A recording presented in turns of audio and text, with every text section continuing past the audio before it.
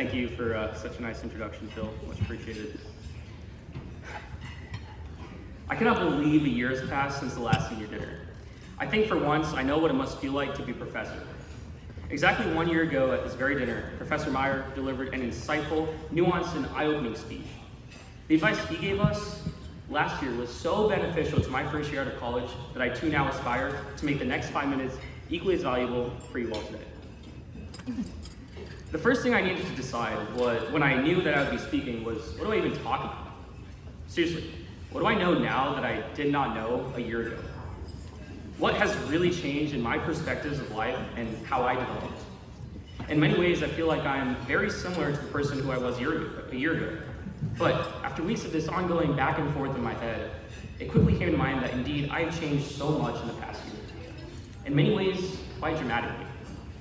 The best value I can add to your life today is officially to present to you 5 things I wish I knew going into the real world. Number 1, you have a lot of time, but it isn't unlimited. Your entire life so far has been centered around education in regularly spaced intervals. Elementary school for some years, middle school for a few more, then high school for 4 years, and college for another 4, or around that.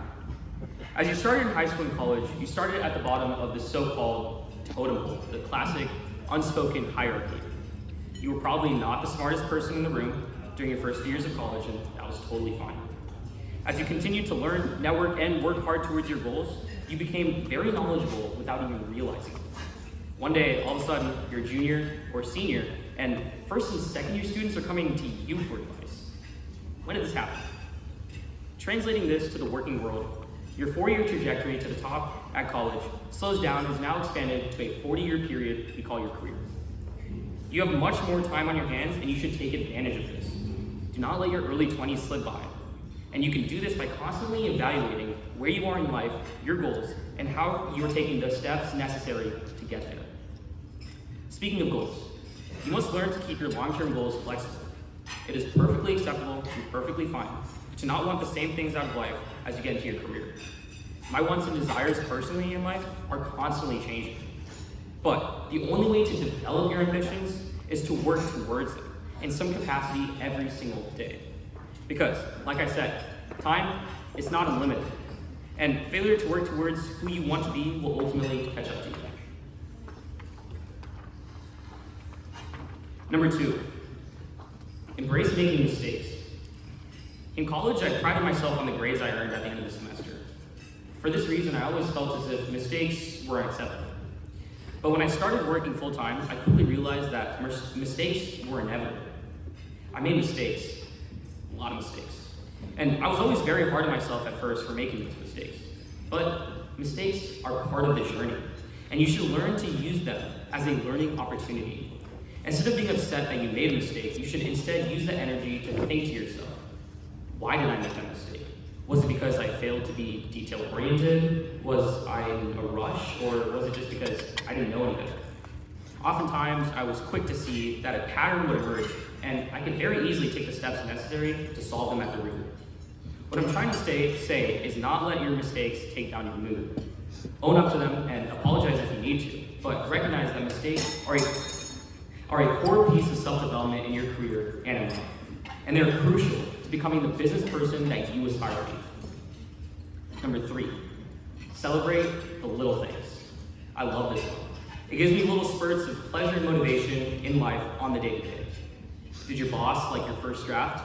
Cool, celebrate. Did you have a rough week at work? Cool, probably means you learned a lot that week. Celebrate. Did you have an especially nice workout morning? Sweet, celebrate it. Celebrating the little things also helps to keep perspective on life. Do not let yourself get tunnel vision, and celebrating the little things can avoid doing just that.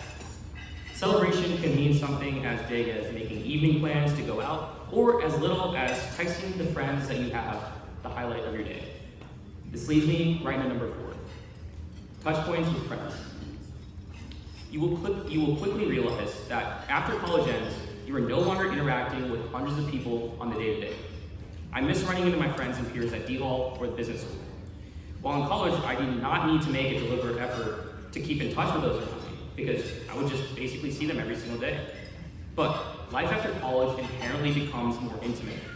And because of that, you have to be very intentional about keeping relationships alive. I promise you, it will be very easy to become tunnel vision and lose sight of anything that does not directly affect your day-to-day. But I encourage you to continue keeping in touch with the people who might not be living in the same city as you or working in the same industry. Relationships, they take time and effort. And I've seen many of the people I'm close to not keep in touch with people that they were close to during college, after college. So, what am I saying? Send that text to your former partners in a group project. Check in on that random friend of a friend. Email that professor with a life update or a funny news article that reminded you of their class. I'm sure they will all appreciate it. University of Richmond alumni, we go places. We have a track record of exceeding, and we are all lucky enough to be among that crowd. Why not take full advantage of that? You never know how taking a few minutes to keep up a simple touch point can dramatically affect your life in the long run. Maybe you will end up in the same city one day. Maybe you're the person that they contact to help them start a company. Who in the world knows? The possibilities are quite literally limitless, and that to me is the most exciting part of it all. Number 5, do the things that scare you. Cautious risk-taking. This is my final piece of advice. If you continue to work and engage in things that are comfortable to you, you will never learn. Think about a time when you took a risk and it paid off. How did this make you feel? How would your life be different had you not taken that risk? Take this approach with everything in your life. Put yourself out there as much as you can, both in and out of work. Does the model or presentation that's up for grabs scare you? Jump on it and volunteer to do it. Coming out of it, you will learn so much about work product and yourself, and chances are your bosses and peers will admire you for taking on that challenge. Thinking about joining an activity but don't know anyone in it? Go in there, introduce yourself, and put yourself out there. You never know the types of people you will meet and where new connections can take you.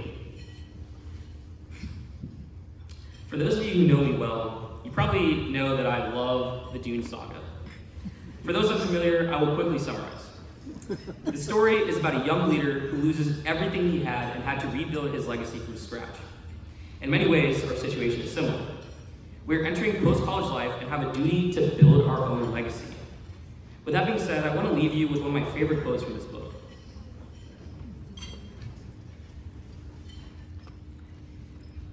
My father once told me that respect for the truth comes close to being the basis for all morality. Something cannot emerge from nothing, he said. This is profound thinking if you understand how unstable the truth can be. So, business school, class of 2023. Over your entire life, you have been given the tools necessary to make something happen, whether you're going into marketing, accounting, finance, entrepreneurship, or something else. Remember, if you are complacent with what you see in the world, nothing will ever change. Instead, ask yourself, when I am done, how will I have made the world a materially better place? I encourage you to go out there. Go out there and make your own truth. I cannot wait to see how each and every single one of you appreciate the world. Thank you very much.